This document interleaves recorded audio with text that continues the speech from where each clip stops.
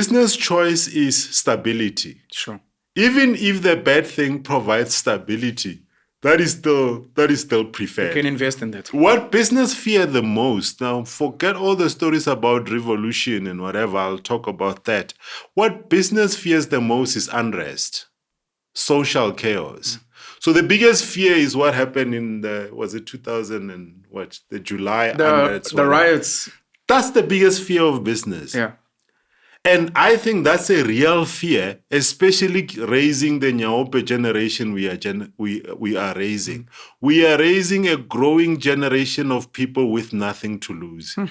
So social unrest, because you see, it's hard for you and I, Pen, to start social unrest. We've got like a little bit of mukukunyana, there's a car that we can still put petrol in. Yeah. We've got something to lose. This is why this was the purpose of affirmative action and BEE. Yeah. We are the beneficiaries of that. The system has given us something.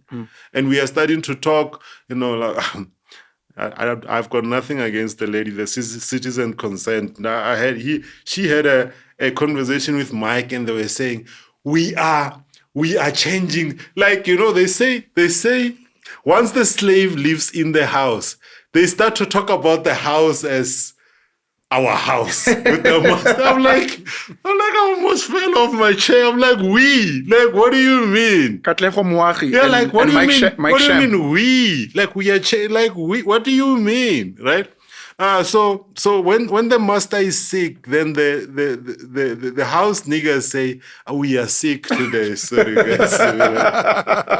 I'm like, okay, like we've got problems. So legitimacy is required because otherwise, not the revolution. Again, forget the stories about revolution. I'll come back to the Traore story and all of that, because the model is an attempt. It's just an alternative view. You need legitimacy. ANC is feared to be starting to lose legitimacy. And as I said last time, DA is probably the next candidate for that. There are multiple candidates. It's very seldom one candidate. Yeah. Even when the ANC came in, the right people were keeping Buthelezi warm on the side. They were keeping whatever. So don't think about this. It's called survival bias. The option you end up seeing, you think it was the only option.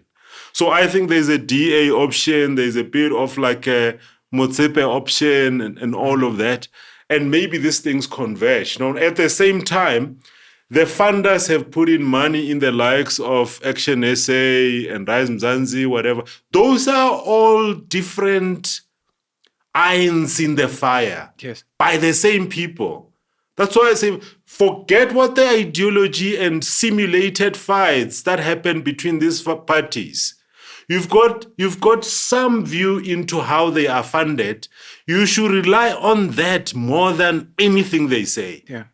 The ideology is the show business. This is like, it's twerking, it's dancing. It's this is my playlist, Baba. Yeah, don't worry. There is no fight between Action SA and DA, no matter what the leaders say. Because who will fund that fight? Now, the people who have invested money, they want what seemed like diverse views to attract as many people as possible. But when it comes to bear, so we need to understand that the model is a country like Germany, where the leader of government gets about 25 to 30%. So what we are being prepared for is a government led by a DA that is at, let's say, 20 to 25%, because no one else will have higher. A coalition. They're prepping us to accept a short-term or medium-term future of a coalition. Government, which is meant to be best for everyone. And speaks to legitimacy.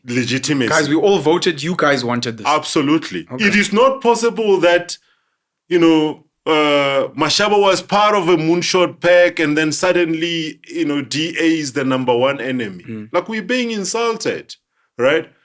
Because it is important that these people continue to dilute. So the dilution of the ANC, think about it this way. ANC has got 40%. If the ANC was our biggest problem, it means the other parties have got 60%. Yes.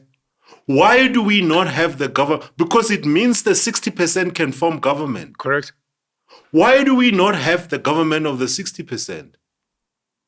And we still are being told the ANC is the biggest problem by each one of these parties. Yes.